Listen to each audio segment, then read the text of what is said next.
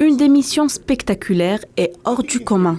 Boris Johnson sort par la petite porte. Le Premier ministre britannique a annoncé sa démission du Parti conservateur, mais a indiqué qu'il resterait au pouvoir jusqu'à ce que soit désigné son successeur.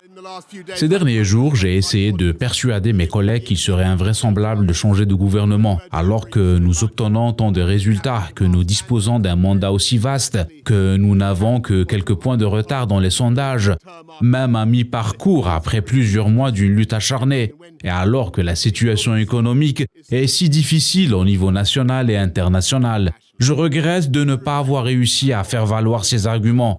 Et bien sûr, il est douloureux de ne pas être moi-même capable de faire aboutir tant d'idées et de projets.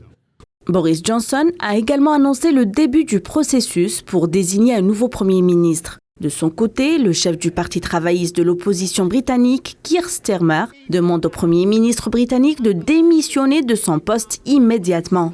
Il doit partir. Il ne peut pas s'accrocher à son poste de cette façon. Son propre parti a finalement conclu qu'il était inapte au poste de Premier ministre. Ils ne peuvent pas l'infliger au pays pour les prochains mois. Le Premier ministre était au pied du mur. Une soixantaine de départs ont été annoncés au sein du gouvernement depuis mardi, dont 5 ministres. Un exode d'une rapidité sans précédent dans l'histoire politique britannique.